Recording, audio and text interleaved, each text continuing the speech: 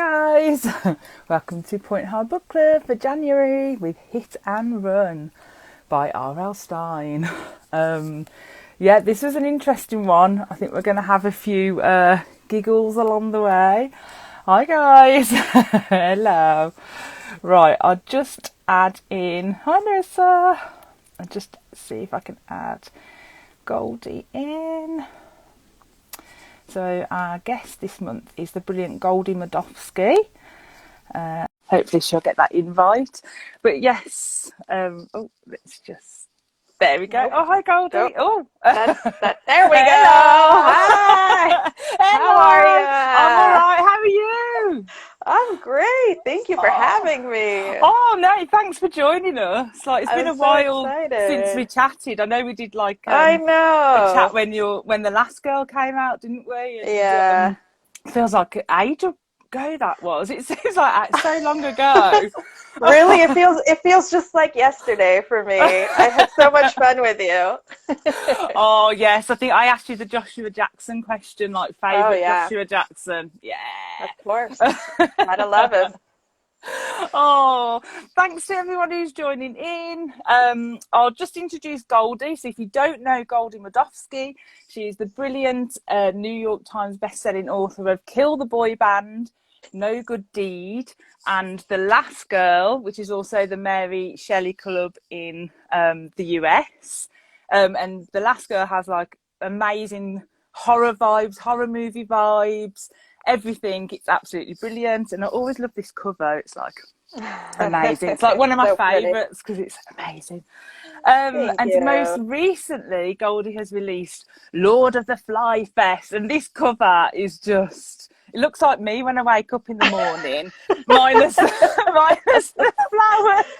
Oh, man. But yeah, with my mascara down my face. But That's what it looks like when I try to put on makeup. I am not one of the makeup gurus in that book. No. But yeah, this is set at a festival, and it's got murderous vibes, and yeah, so honestly, check it out, and that cover alone is just amazing. So this was kind of your new book. Was it released last year, 2022, wasn't it? Yeah, sometime a few months ago. I don't know. Yeah, I don't remember. Time's as soon flying. as they come out, I just forget about them. I can't keep up. I can't. Oh, well, Goldy's books have appeared on like numerous best-selling book lists. And you love 80s movies and 90s boy bands, and basically horror movies like influence your work as well. So did you grow up reading point horror, or is this like your first time have I roped you into it? So, interesting question, because I think when we had our interview all about Joshua Jackson, you had asked me about point horror, and I was like, what's point horror? Because I had no idea. But now I realize, like, I totally grew up with point horror because that's Christopher Pike, right? Am I wrong? Or Christopher Pike did some in America under the Point banner, but that's right. We didn't get any under Point horror here, but we got them like separate, like as a separate publication kind of thing. That's the only point horror that I'm familiar with. Is my sister had a whole collection. That's all she would ever buy whenever we went to a bookstore. So I occasionally read those books. But fun fact, this is my first R L Stine. Oh, wow. Oh, what an R L Stine to start with. I know that might be so shocking to some. And, like, I've met the guy. I've done events with the guy. And I feel so ashamed. Like, maybe I did when I was a kid and I don't remember. I don't know. I mean, he's always been looming large. Everybody knows who he is. But I don't know if I ever sat down and read one until now for your book club. Yeah, it's like Marzipan Pony said, what an introduction to R L Stine this was. And so Leroy's put the same. I'm so curious about your perspective on the book versus my perspective, because I'm coming in like a total novice. Fresh. I don't know what a point horror boy is or like a point horror bad guy, so I'm really excited to find out if, what the tropes are, basically. Yeah, no, definitely. We're definitely cover some of those with this book. Larissa's put that she thinks it was her first Stine back in the day as well. So, that's amazing. So, Karen's put, you met Stine, I would die. Like, do you remember? What was it like? My first editor, Matt Ringler at Scholastic, was R L Stine's editor for all of his famous R L Stine's books. So he would always be like, yeah, Bob says this, or Bob read your book. And I'd be like, really? Who's Bob? And then, R L Stine. Amazing. Because, he was on that first name basis with him. And then for Lord of the Fly Fest, I did a virtual event with him, just me and him, which was really intimidating. Oh, I didn't know that. It was really intimidating. Yeah, it was a short, small, intimate little affair. And he's so funny, and I got a lot of insights out of him. Like, he really pointed out how comedy and horror are kind of, two sides of the same coin, which I thought was really interesting, because those are two genres that I write. And those are things that I found in this book. Like, this was pretty funny for me. I don't know if that's intentionally so or not, but I was laughing. No, I was laughing a lot. I think a few of us were. There was a few moments. But that's really interesting how he talked about, horror and comedy as well, which is definitely because he started out in comedy, and then he found that the real money-making stuff was in horror, and that's where he decided to go. And I think he's right. I think people love horror a lot more than they're willing to, like, pick up a comedy. That's my opinion on it anyway. Yeah, and I always feel if it's like a comedy horror, it's like Grady Hendrix does comedy horror really well, and like comedy horror for me is like chef's kiss. I love it. It's like my Would favorite. Would you consider this a comedy horror, or comedy thriller, maybe with a few plot holes along the way. Gotta love it. Yeah, it's gotta love a plot hole. I love it. Great for speed bumps. But so amazing that you did a panel with R L Stine. I didn't know that, so that's like blow my mind. Karen's put, Bob read your book. I would die all over again. Oh dear. And Joanna's put, I love that Bob has read your books, but not the other way round. Amazing. I mean, you got to take him at his word. Who knows if he really read my book? Apparently, he reads like anything that you'll put in front of him, or he'll blurb anything. He's such a nice guy. So who really knows? I don't know. Yeah, he did. For Christmas, I put like a little message that he'd sent me, because I was like, could you wish our book clubbers like a happy Christmas? And he was like, yeah, sure. And I was like, no way. He replied to me. So and so I popped it up on the nicest dude in publishing. One of the nicest guys in publishing. Gotta love him. Yeah, definitely. Marzipan Pony, no one tell Karen I have an autographed copy of one of the new Fear Streets. Oh yeah. Nice. Hi Jen. So we're going to be chatting all about Hit and Run by R L Stine, who we've just been discussing. If anyone's got any comments, pop them up as we chat and I'll read them out. Sometimes I get a bit behind, but I do try and read as many as I can out. But yeah, so the tagline for this one was look before you leap. Not that the body in this book leaped very far. I have look before you cross. Ooh, different for Americans. Different. Yes, I like yours better. Yours is pink. Yeah. Mine's kind of red. I didn't realise the taglines were different. Ooh. Yeah. But, do they call it a hit and run in England? Yeah, hit and run. Yeah. You never know. I have to ask. Yeah, you never know. But yeah, so not that the body in this book did much leaping or anything. He was that stiff he could stand up on his own, apparently. So yeah. So I just do like he could do a lot. Mm-hmm. You know, he could sit at a driving a steering wheel, pose, everything. Pose for photographs. Yeah. So I'll do a little synopsis. Everyone's checking their copy now to see what it says on the tagline. Yeah, I didn't realise it was different. So basically, Hit and Run is about a group of friends who are due to take their driving tests.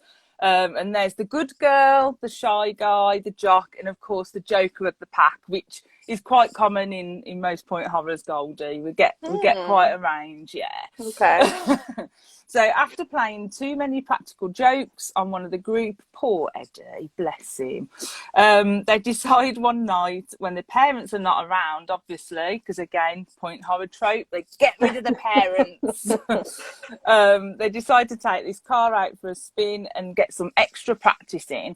So total rebels, they take this car out. But don't worry, it's all chill, totally nothing to worry about, nothing whatsoever. They only run over a guy and leave him for dead on the side of the road. No biggie, just standard point horror practice there. So they leave him there and they do a good old hit and run. So the four friends try to forget the poor dead guy, who they find out is named Brand Tinkers, I think it is. Yeah, very unfortunate name. I mean, whether that was his real name, I don't know, or was it a fake name? But then, obviously, the phone calls start, the threatening letters turn up in classic point horror purple marker pen, which seems to be very popular for the 90s. And then Polaroid photos of the dead corpse behind steering wheels and with his cap on, without his cap on, all sorts of things. So could Brant Tinkers be alive and well and be out for revenge? So I think this one for me was the closest to a point horror black comedy that we've read for quite a while. It was really funny and it was fun to read as well. And I've never read the word corpse so much in a book in all my life. It was on nearly every page, the word corpse. And someone, I think it was Nikki, DM'd me, my friend Nikki, saying, you should do a drinking game. We'd all be like, very merry. Yeah, lest we confuse it with just a body. It's a corpse. No, it's a corpse. Has to be a corpse. Leroy's put, I know what you did last. Wait, sorry, wrong person. I know you ran over some guy. Yeah, was that a popular trope in like the early 90s? Just quietly run over a man, leave him for dead, and then it must have been harassed. Yeah. I mean, it was definitely not. Point horror characters do not make good choices. No, they don't. Not at all. Nikki's put ha corpse. So yeah, Nikki, you need to drink every time I say the word corpse. Corpse. There you go. Oh dear. Karen's put, can I just note that everyone had parents who weren't on a trip? I was shocked. So yeah, I'll talk about the parents in a bit, because I thought that was really unusual for a point horror to have the parents quite active. Oh yeah. Narissa's put, it was like Weekend at Bernie's point horror edition. Those were the vibes that I was getting, but not a comedy, just a serious, let's take this corpse, dress him up in every possible conceivable way. Yeah. Yeah, definitely. I was just seeing if I missed anything. There we go. Eddie May's put, at least the poor guy, the corpse, drink Nikki, get some shout outs. He was just tossed around. Yeah, bless him. Oh dear. So our main girl was obviously called Cassie Martin. So she was kind of like a standard point horror girl, I'd say, so with the crimped blonde hair and face full of freckles, lively green eyes apparently, and short, thin, athletic appearance. Apparently she was 16, but she looked 12, which I found quite an odd comment. I don't know what that means.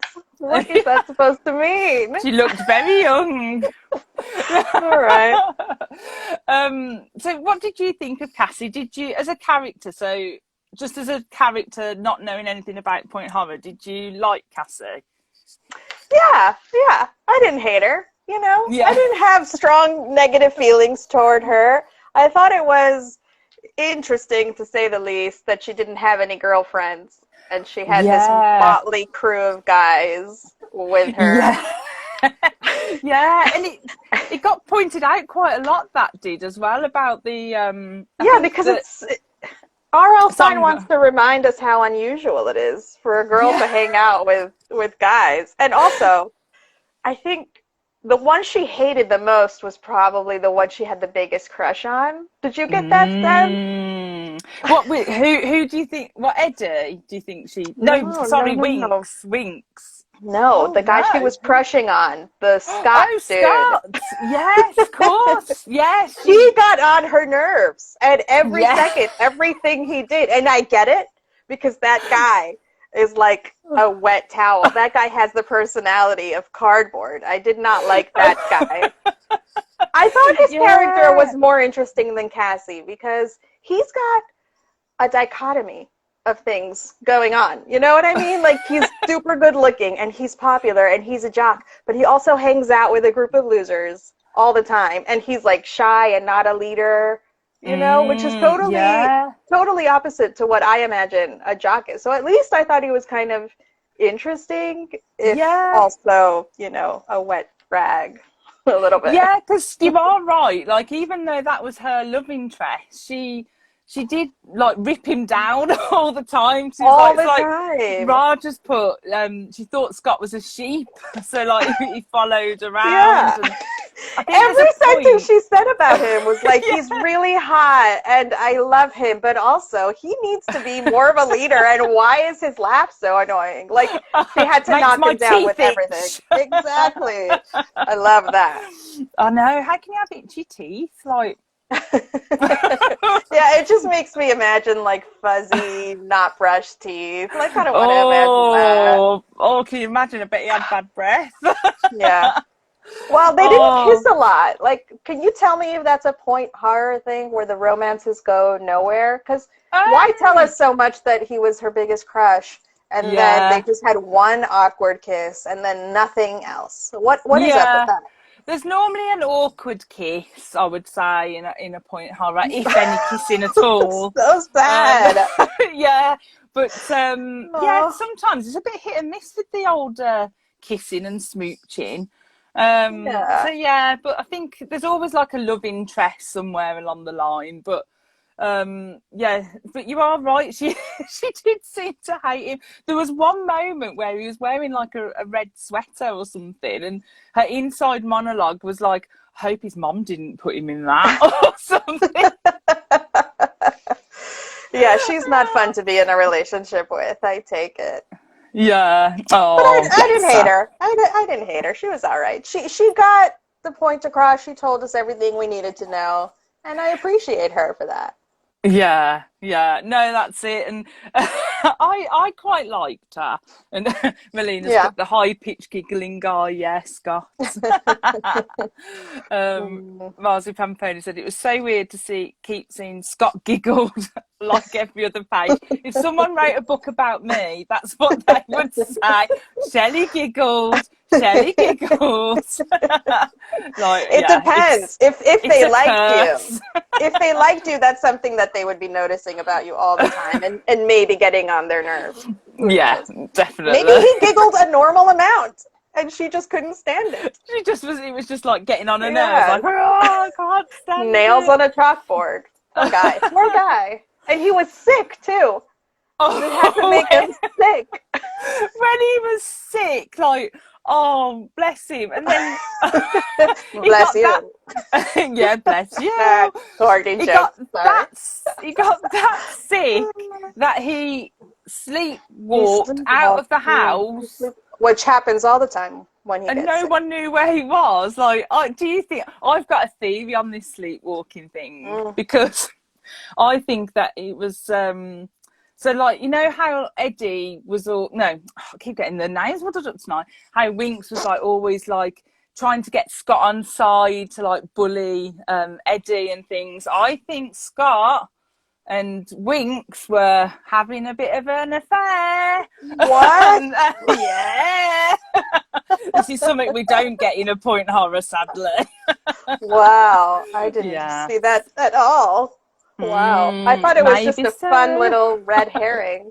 No, I think it was a red herring. It was just like my hopes and dreams that maybe. You never know.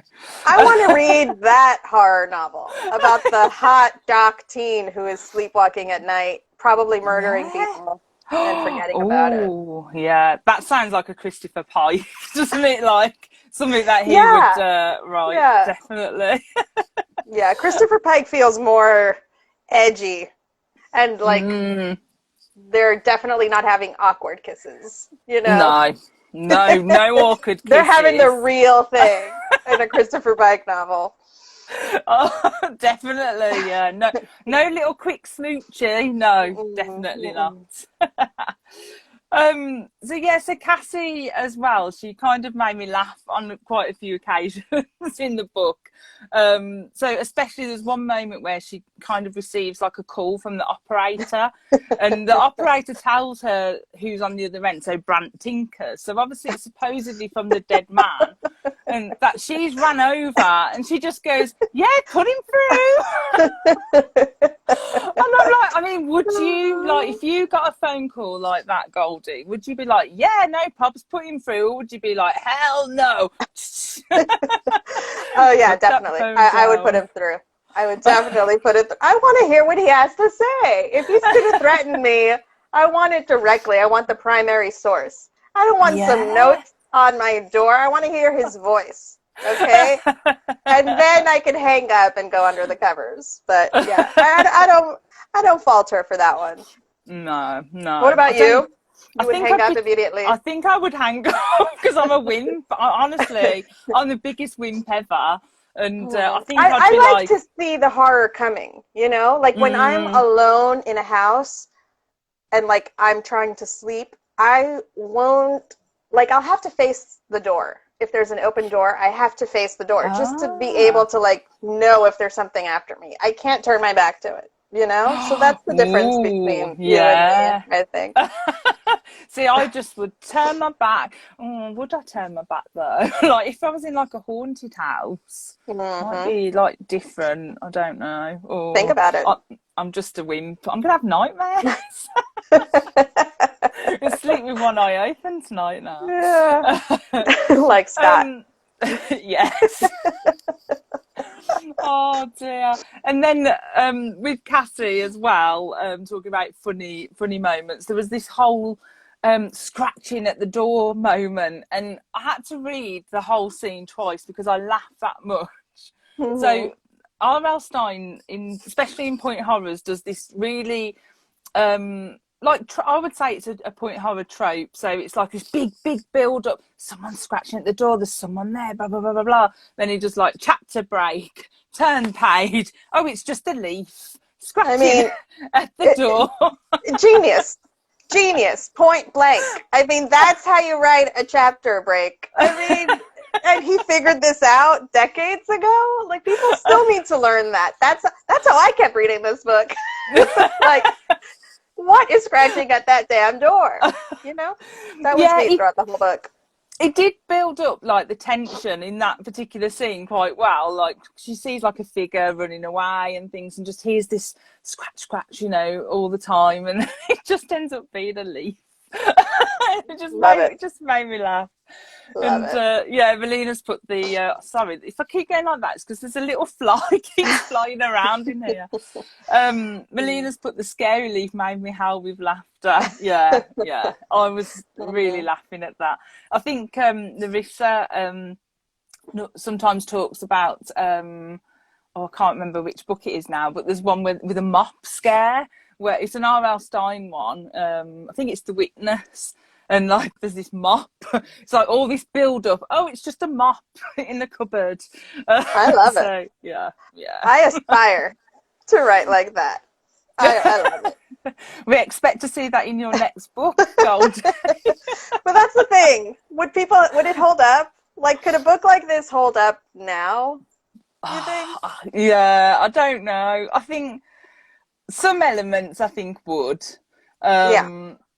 But yeah, I think it depends what audience you're going to target it at as well. Like, I think for a middle grade, maybe it would hold up. Mm. But obviously, at the time of this release, it was aimed at what now is YA. Right, because But they're yeah, driving. That's the whole conceit. Like, it would work as a yeah, middle grade, but then they can't practice trying to get their license, yeah, you that's know? true. I think it would have to pick a lane. I think it would have to go hardcore horror, or it would have to be a comedy. You know? Yeah, I can't, yeah. it can't straddle both. I don't know. No, definitely. Karen's put it was a haunted leaf. Yeah. Would you hear a leaf scratching? This is a good point. Like inside the cover, Tam has put, would you hear a leaf scratching? Like, We can't use logic right now. Logic doesn't belong in a point horror novel. I know nothing about point horror novels, but I know that. Okay, if there was a leaf, it was scratching me. It was giving me a back massage. Damn it. Okay, and we're just gonna accept that. it was as stiff as that body. That's what it was. Exactly. Okay, if we're accepting that corpse all over town, we're accepting the scratching leaf. I'm sorry. Yeah, we'll just go with it. Mhm. Oh yeah, Narissa's put about that mop scare. As a kid who used their pocket money, it pissed her off with the mop. I think that's what she means with the mop scare. Oh, Leroy's put, I think the content would be a bit more mature now, yeah. So it would be like all in, proper. It wouldn't be no leaf. It would be like a severed hand at the door Yeah, or something. and that Something like romance that. would go somewhere, I think. Yeah, It has to yeah, go somewhere. definitely. Yeah. Yeah. And Emmy Moonshine's put, yes, no logic in point horror universe. Yeah. Good, good. So I think I've got it. Oh, Narissa didn't read Stein for 20 years after the mop incident. That's what Oh we're going to my call it God. Well, now I have to read it. I have to start now. I have to pick up where she left off. now. Oh dear. So I knew we was going to have fun with this one. Honestly, giggles. But yeah, Cassie was also very judgy. So she wasn't just like not liking her love interest very much, but she was also very judgy as well. So she turned up at Mrs. Winkleman's door. Obviously, I think Mrs. Winkleman had grounded Winks for the eyeball. I think she found the eyeball in his room where he kept it. Can you imagine? So yeah, so apparently she was in a bathrobe at like 7:30, and Cassie's all like, even though it was only 7:30, she was already in a flannel nightgown and bathrobe. And I was reading that at about 5:30 at night in my pajamas. I know, right? That's how you know it wouldn't hold up now. Post pandemic time, nobody owns clothes anymore. We're all in our pajamas. That's it. Why do we need any other clothes other than pajamas? So, yeah, I think judgy. that's the author's voice coming through a little bit, you know? Because that sounds like a crotchety old person who doesn't think you should be in a bathrobe, you know, before dinner time. I think we should message R L Stine and ask him what time he gets his pajamas on, to be honest. I love the guy. I don't wanna unintentionally diss him or anything. Slip into them DMs and ask the question. Yeah. Oh dear, yeah. I just saw Leroy said, I am Mrs. Winkleman through and through. PJ's on as soon as I'm through the door after work. Yeah, that's it. That's it. Marzipan Pony, that mum is my hero. Good for her. It was so funny. I was like, Cassie is so judgy. Oh dear. I love the parents. The parents were the best characters. They were serving cake. They didn't know where their kids were. I loved it. I thought it was so relatable. Oh, that cake. Because I think there was about a whole 2 pages about Mrs. Was it Mrs. Katz? It was Eddie's Mrs. Katz. mom? It was Eddie's mom. There was about 2 pages about her yellow moist cake. What did she put in that cake? Well, now that you mention it, maybe we should have heard less. Probably. That was like devotion to the cake. That was definitely. Narissa's put Shelley is straight in her PJs as soon as she gets home. I am, because the other week I phoned Narissa when I got home and I said, I'm already in my pajamas. Oh, no. Good for you. So April from 80s 90s Book Art said, didn't all this stuff smell horribly, the eye and the corpse? So the eye, 100%. Like I can live with that. He just put it in his bedroom, and his mum found it, and it was all smelly and gross. But that corpse, it must have done some miles. Like, why didn't it smell? Like, No, it must have smelled. your first mistake, once again, is trying to insert logic into this book. Everything pertaining to that corpse didn't make a lick of sense, okay? Not his name, number one. That didn't make no sense, okay? No. Not how the cousin disappeared him and was in on it. Not the way he was just... I didn't understand this. Did he fall from that overpass, or was he standing in the road? I mean, none of it made sense. I had to ask Melina earlier, my friend Melina, just to check. I was like, how did they hit the corpse? Because I must have missed, like, what happened. So apparently Jerry, like, stood him up in the road as he saw them coming. So he was, like, hiding under the underpass, and then he just stood this body up in the road. None of it made sense. The whole time I was reading anything to do with the corpse, the way they were rolling him, like, Eddie, I'm supposed to believe that this pipsqueak can haul this guy in the trunk of his car, and then they're moving him around town. Nobody's noticing this corpse, just a stiff person, just a statue standing up at any given time during the day or night. I mean, come on. Yeah. Where are the police? Where are the mental health officials? That's what I want to know. The police showed up at the beginning after they hit him because they left the front door open, and they just said they went to McDonald's. So we didn't stand much hope with the police. At least they showed up. Like, surely, like it would have smelt right. It really would have smelt. And the thing is, it was like, surely it would have decayed as well as time went on, because I take it this was over a couple of weeks. It's gone. I would have loved a mention of Eddie just next to the corpse in the trunk. It's just a case full of deodorant or something, you know. What was he masking that smell with? I want the backstory on that. Like, where is he bunking this guy? He's not just keeping him in the trunk of his parents' car, right? He's putting him somewhere. Where is he putting that corpse? Where is he putting him? Is he the foreign exchange student in his bedroom? Is he on the bunk bed? Like, I want that book. Is he fooling his entire family? You know? Oh, yeah. Maybe it was like, so we read last year, The Train, and there was a whole bunk bed corpse kind of hidden thing in that. So that was quite clever. I'm so listening. Maybe it could happen. It could happen in a point horror, definitely. But oh God, can you imagine? Or imagine like when he's like trying to move him around and a bit of arm tears off, or like a bit of Nobody flesh. has any respect. No one thought it would be. And then the kicker at the end, when Winks is just, Mom and Dad, come see this hilarious joke that's not going to give you a heart attack. I mean, no one has any regard for this poor Brant Tinkers. Oh, bless him. And apparently he was just some like homeless guy, and no one had claimed him at the morgue. Oh, bless terrible. him. Bless tragic. him. All these kids are terrible. Sophia Overdue noticed I think this was about the pajamas thing. She felt attacked by the pajamas. Nikki's in his pajamas, and you must be like getting very merry now, Nikki, because we've said corpse quite a few times now.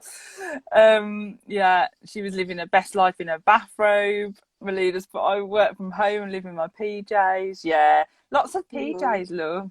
Oh yes, Ghost in the Pages, 2:30 in the afternoon. I'm in my jammies. Yeah. Oh yeah. So Marcy Pamponi said, except for Winks' dad, so he was like non-existent. He didn't even come home from a business trip.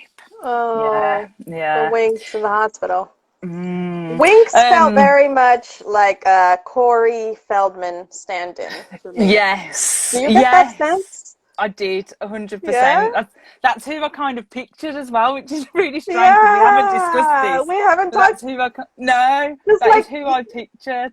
Just like a scrawny prankster with army gear. That's like all I think. You know, the army medals or whatever.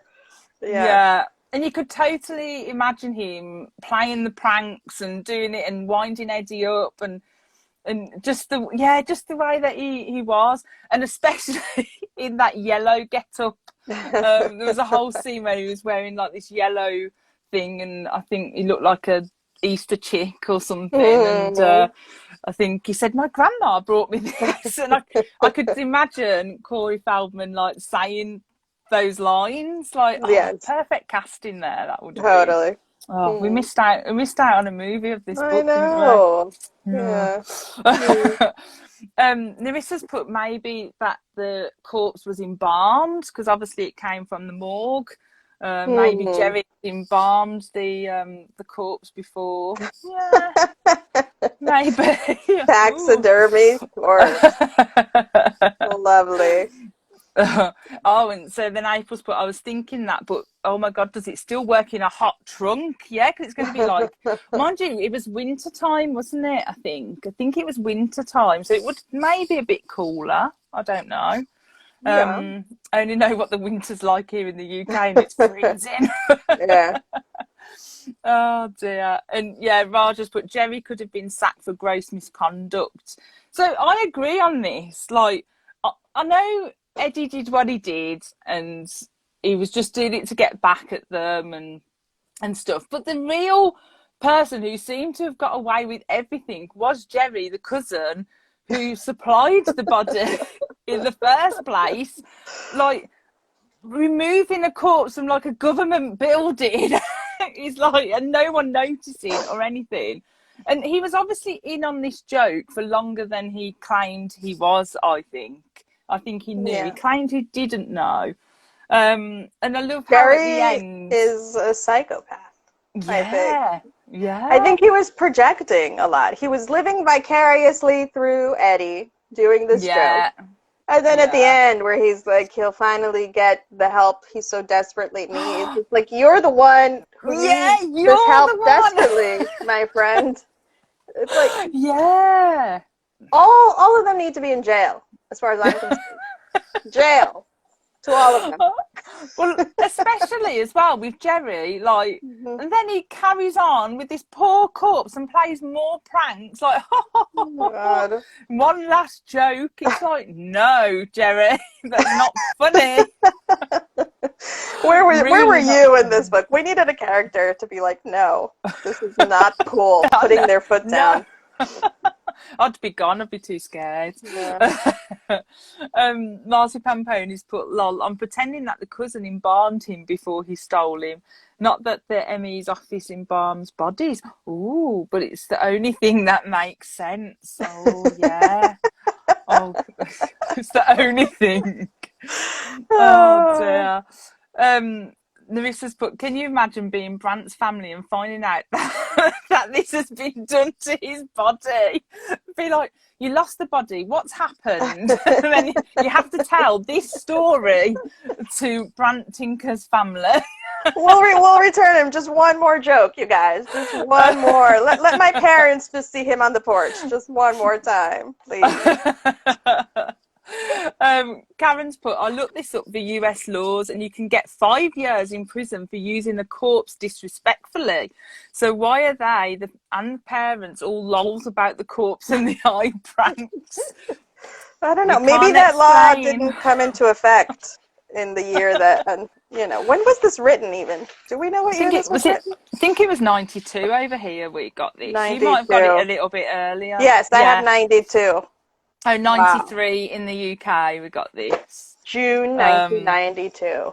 Oh, that's very specific. So maybe that law wasn't in effect until 1993. Like, they must have read the book. Although perhaps Stine just doesn't, he's like, law, what law? That's the difference. Like, if you were writing this now, you couldn't get away with it. You'd have to look like there would be a copy editor being like, in 1992 there was a law that said none of this could happen. Oh, yeah, I think he just R L Stine ripped up the law. He was like, nah. Marzipan Pony said maybe I presume that the boot or the room where he kept the body full of pop puree. I don't even think that would like mask the smell. It must have been gross. April's, but I thought that the whole time. I told Shelley I want a sequel where Brant takes his revenge. Yeah, can you imagine? So he's not really dead, or maybe he had like a twin, and then the twin found out what happened. So I've thought about this. Yes. Yeah, because those kids need some revenge played on them. Yeah. Well, then you've got I Know What You Did Last Summer. Basically. Well, yeah. If you want that book. Yeah. So it is interesting because it had so many I Know What You Did Last Summer vibes, and it's like that. I didn't realise until I think I was talking to April about it that book came out in the 70s, and I was talking to Narissa about it as well. So I Know What You Did Last Summer the book came out in the 70s, and then obviously we got the movie in the 90s, which apparently is different to the book. Yeah, so yeah. Very cool. Stine was like, I'm going to do my own version. So cheeky. Oh, dear. I've got it from here. Nikki's put the end reminded me of a Benny Hill sketch. So yeah, I could literally hear the theme song. That's not something you want to hear from her horror novel. You don't want that feedback. That it reminded them of a Benny Hill sketch. Yeah, can you imagine? Oh dear. Emma's laughing at the yellow jumper. Yeah, that yellow jumper scene was like hilarious. But Winks owned it. He was like, yeah, don't you take the mick out of my like yellow outfit. It's like my grandma brought it for me, and yeah, he properly owned it. I like that about the characters. You know, they surprised me in a lot of ways, you know, because when you read olden day stuff, if I can call it that, like you expect them... Olden day? I'm not saying that about you. I'm saying that about the book. No, I'm messing. When you read that stuff, you think they're all going to be one-dimensional. They're going to, you know, it's going to go exactly the way that, you know, you expect. But they all had their little quirks. They all kind of went against the grain. And it kept me guessing. I think maybe reading it from my modern perspective, I kept, like, I knew it was Eddie from the beginning, you know? It was really obvious. With my perspective, I was like, well, it's got to be something else. Like, that's got to be the red herring, and it's got to be some supernatural thing that I'm not considering. But then I like getting turned around. You know, I like getting tricked. I like going in totally different directions and then feeling good about being right all along, basically. Yeah. I love that. I love that you had hope that it would go in a different direction. I was just like, was that naive of me? You're the point horror expert. What's so weird to me is, like, I mean, I read this book back in the day, and then I think I have read it maybe 10 years ago again since, and then obviously now, but I remember it, and I remembered the whole plot. So even though, like, there must be certain elements to it, it must have been that outrageous and like wild that I just remembered everything about the book even after all this time. So that's so interesting. Because I remember when I told you like 5 minutes ago that I couldn't remember a thing about it. I couldn't remember a thing about it.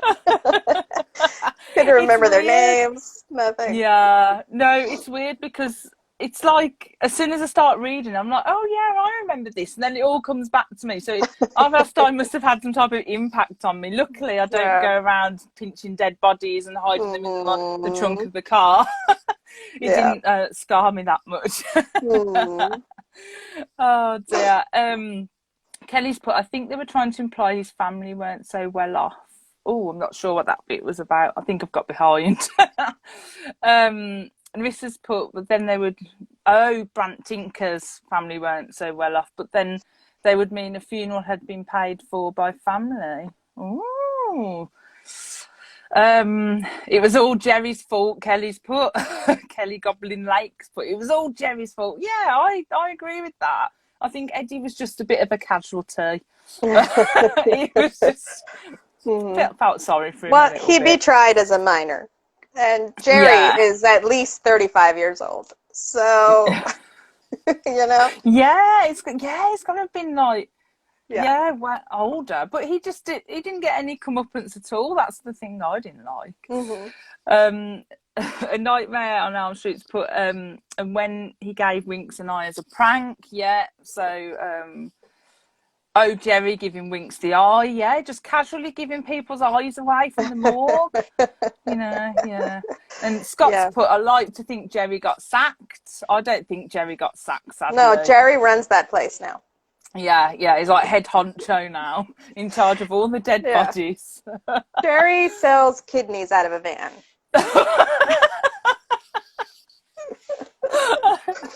You're probably not far wrong there. Oh dear. Yeah, Marzipan Pony said, I need to know how old Jerry is, where he's friends with high school kids and giving them dead bodies for pranks. So yeah, so we reckon he was about 25-ish, norm. A cool 52. Oh, Nerissa's put that law definitely pre-existed pre-90s. So the law about the 5 years. Interesting. So there was no regard for the logical way of being. No. That wouldn't fly. That wouldn't fly with today's editors. Oh, do you think, like, if you wrote a book like this now with how outrageous it is, do you think an editor, what would your editor say if you wrote this book, Goldy? Would they just think, are you having a laugh? Are you okay? What do you think they would say? They would sack me. I think they would throw it in a dumpster and set it on fire and not let me. No, of course not. I think we would have to change the tone. That's all, And like you said, maybe make it for children. And it only takes a little bit of research to find what we can do with the laws that we have, because we do have to follow the laws. Yeah. Or we have to make a comment about how in this state they don't exist or something, But yeah, we have, sticklers for editors and copy editors, and they get down to the nitty gritty of this stuff. Like the book I'm writing now, it takes place in 2006, and I was writing like a lot of Facebook stuff. Like there's posts on Facebook, and my editor was coming back to me with like, she wouldn't have been able to upload that photo onto Facebook because they didn't have, everything was on a digital camera. So she'd have to go home and then take a USB port and, download it, import it. And I was like, okay, whatever, I'll delete the paragraph, basically. So yeah, there would be a lot of deleted paragraphs if we were to tackle this novel now. But we can make it work. We can make it work. Yeah. So there'd definitely be more research put into it, is what we're saying. Definitely. Yeah, and we can make it work for sure. Yeah, and maybe make it supernatural, like you said. Brad Tinker's revenge. The ghost of Brad Tinkers. That could work. Yeah, definitely. Now there is a book. Kind of similar. There is another point horror that does have a supernatural twist. I don't want to say what it is because I don't want to give it away now, so whether that's a spoiler. But there is one out there which is similar, and it has got a bit of a supernatural twist, and I quite liked it. I thought, yeah, this makes sense. Yeah. So Lisa's book, maybe the book inspired the law. Emma was asking everyone in the comments if they suspected Eddie from the start. So it looks like most people, pretty early on, knew it was Eddie. Thought it was Jerry Fishy from the start. Yeah. So everyone thought it was Eddie. So really, Stine knew what he was doing, and he knew people would guess who this was, I think, 100%. And so I just think he just went for the outrageous card and just went with it.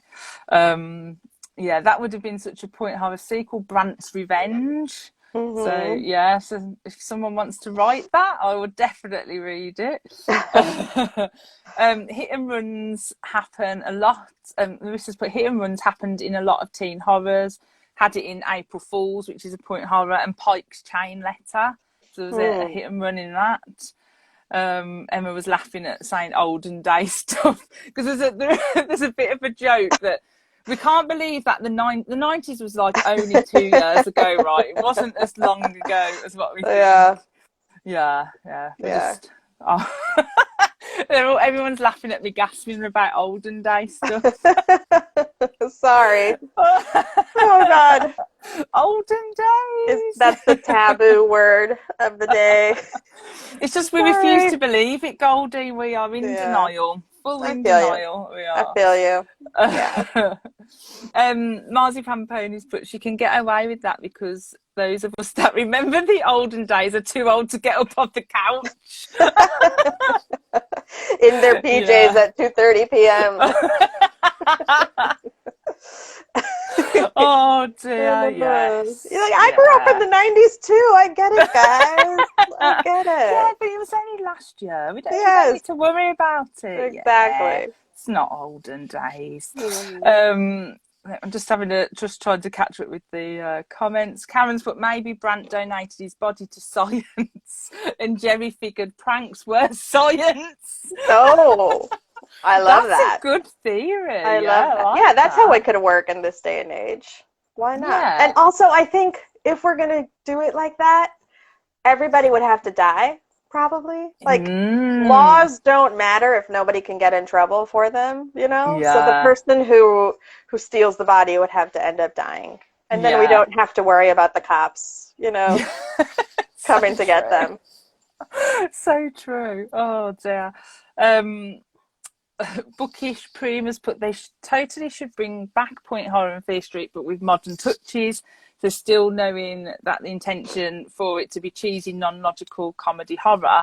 So I think like people like I hope this is. I don't mean this in any insult or anything, but I think like The Last Girl is like a modern day, much better point horror.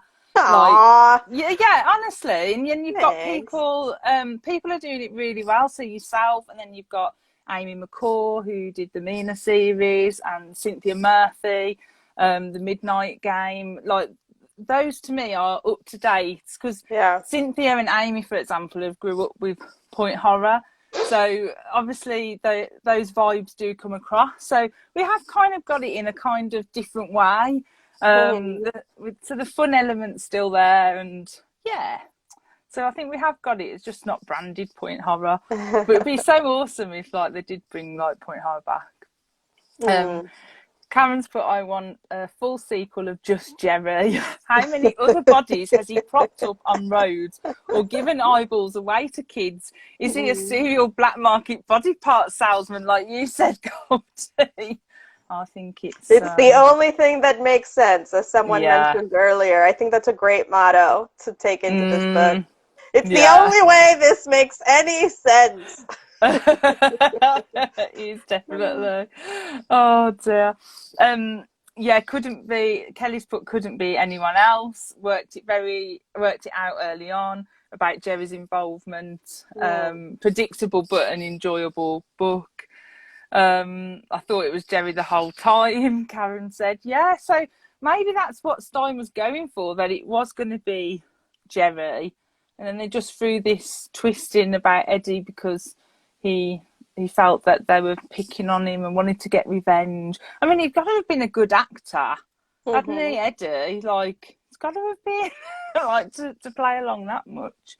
And then, do you think it was Eddie who ran over Winks, or do we think it was Jerry who ran over Winks and put him in hospital? Wow. That's quite a question. Like, has Jerry set Eddie up this whole time? I think they would have mentioned the mastermind. It. I think Eddie would have mentioned it. No? I don't know. You don't think Eddie would have tried and claim it as he has his own kind of like idea, maybe. It's an interesting question. Yeah, it made me think. Mm-hmm. Scott's put, I'm going to hold my hands up and say I didn't think it was Eddie. I thought it was Jerry. So yeah, maybe Stine was like, maybe Stine did a better job at that than I gave Stine credit for. But maybe, yeah. Emma's put a 90s colouring book came in the bookshop today. Oh, you have to send me a picture of that. Oh dear. Melina said the last girl is brilliant. Oh, thank you, Yeah. Melina. So sweet. Bookish Prima said, who is the author of The Last Girl? I don't Goldy know. I don't know. Oh, Moldavsky! it's me. It is. That's me. Goldy! Maybe it was Jerry. Oh, was it Eddie? Oh, Brant Tinkers. It was Jerry the whole time. Yeah. Oh, Nightmare on Elm Street. Jerry belongs in Reanimator. Oh yeah, can you imagine that? Eddie, because I think Jerry was shocked by Eddie's behaviour. So Speedway Chicks put. Karen's put, moral of the story, don't pick on the quiet kids, folks. They will set you up as a hit and run hooligan and send corpses and leaves after you. Yeah. Oh dear. Speedway Chicks, but how dark it was becoming, and Eddie didn't want Jerry to see the Polaroid pictures. Yeah. Eddie Mays put, I always wanted it to be Eddie doing everything. He was picked on so much and my evil little heart wanted revenge. Yeah, so true. Oh dear, bless him. So did you feel sorry for Eddie? Like, obviously he was being picked on. Did you feel sorry for him? No. Or... What? No. No. Like, oh, bless him. He went too far. He's doing it because of this. He needed new friends. I mean, how much farther did he want to go? He almost killed Winks. And he would have too. Deserve it. Winks deserved it, though, didn't it? Yes, Winks deserved it. But come on, that's not a normal reaction, I don't think. I don't know. I think he should have dropped them all. No. But maybe he was right. I mean, Winks, if you got rid of Winks in this friends group, they would have been perfectly fine without him, you know? Like, none of the other ones are really picking on Eddie that much without Winks. You know, yeah, that's true. Maybe he just should have killed him and gotten it over with and forget the other friends. Just streamline the killing. Streamline the killing. Yeah. Yeah, definitely. But yeah, I did feel sorry for him, and I loved the fact that he wore a faded Bart Simpson t-shirt as well. I forgot to mention that earlier, and I was like, oh, bless him, I love Eddie. Like, stylish. teen Shelley would have definitely been like, ooh, Eddie. Oh yeah, definitely. But yeah, I think I felt sorry for him, just a tiny little bit felt sorry for him. Especially because I do believe that Jerry was using him 100%. And I reckon he's some like serial killer now, or as you say, like working on a body farm or something like that. Emma's put Scott was a drip. Yeah, we agree. Lisa's put she didn't like Eddie. Cameron's put no when his bullying friends invited him over for more bullying. He was all, sure, okay, I'll go, rather than yelling, no, I'm watching 90210, go away. No sympathy. Exactly. Oh, Karen. He loved it. I'm with Karen on this one. So just a quick shout out to the parents, which I mentioned earlier. So normally, you know what it's like, Goldy. You have to get the parents out of the way, don't you? Yes, 100%. Out of the way. Yeah. So, and I thought that's what was going to happen in this book, because by page 3, we had them like in bed or at the cinema or at meeting. And then all of a sudden, a rare thing happened in this book where the parents became involved in their children's lives, like answering the phone at 3 a.m. Yeah. Happily answering the phone at 3 a.m. I had to say, No, he's sick in bed. Scott's sick in bed. You can't talk to him, instead of just saying, don't call me at 3 a.m. And they grounded their children, so Winks got grounded. Yeah, and obviously caring at the hospital as well. So they became quite involved, which is quite rare in a point horror. But I think it kind of worked in a strange way. I imagine it's because a lot of the scenes take place at home. I don't know what the case is in other point horrors. Do they not take place at home? Or are they like in school? Normally. So normally at home. It varies, home or school. Yeah. The parents have to be home. I mean, the parents, I think, are basically like secretaries of the teenagers. You know, they're answering the phone for them, they're feeding them, you know. Making moist yellow cake. Exactly. But there's a lot of yellow references as well in this book. So you had like the yellow food, yellow clothes, Scott had like a yellow camera.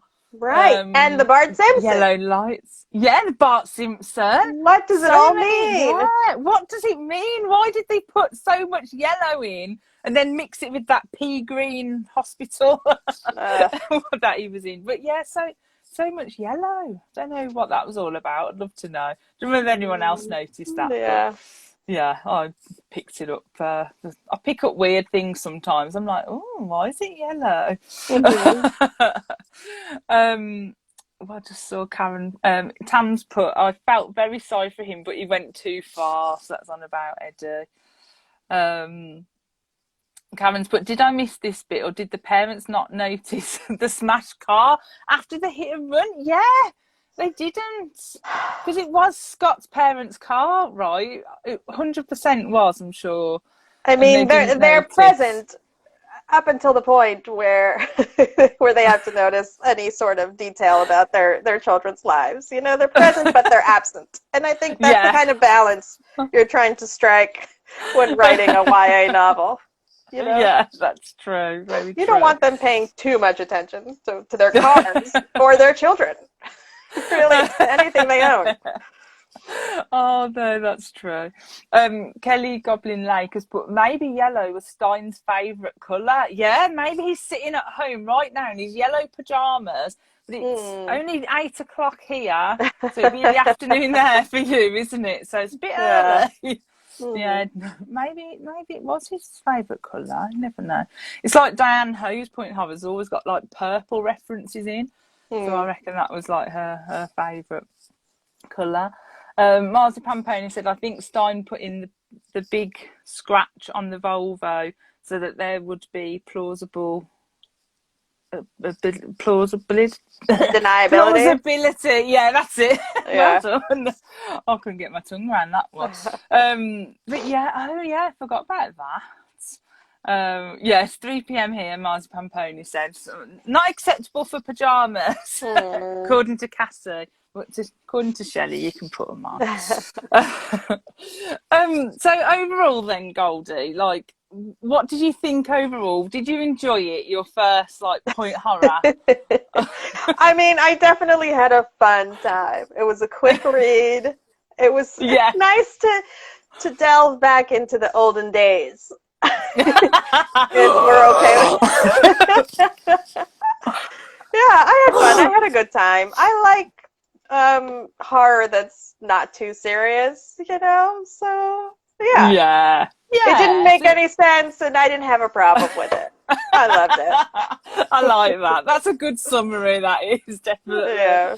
Oh dear. So you'd read more point horror. Oh, definitely. More Steins. Oh, yes. Okay. You know, it was between this and remember the other one that you said we could read? The Babysitter. The Babysitter. Yeah. We was going to do this or the Babysitter. Now I really want to read The Babysitter. And see what that's all about. Yeah. So that is full of like tropes completely. I love a trope. This is kind of why when we were talking and I said, oh, should we do The Babysitter or Hit and Run? Because I knew they were like full of that many tropes and I thought, yeah, Goldie likes a good trope. That's right. You know me so well. Hey. Tam's put, she said it again about the olden days. Sorry, not sorry. I love it. Karen's put, I'll just get out my Zimmer frame and 90s kid t-shirt. Yeah. And Narissa's put, Point Horror is all about the pulpy nonsense, and we love it. And yeah, that is definitely a good summary as well. Like, that is why we like it. And it's just full of so much nostalgia and silliness, and we can just have a giggle like this about it without taking it too serious. Totally. Tam's put the babysitter was my first Point Horror, so maybe Goldy, you'll have to come back on again and we'll do the babysitter. Maybe. Maybe. And Kelly Goblin Lake has put, it's still the 90s. Yeah, it's still the 90s. We like always the 90s in my heart. Yeah.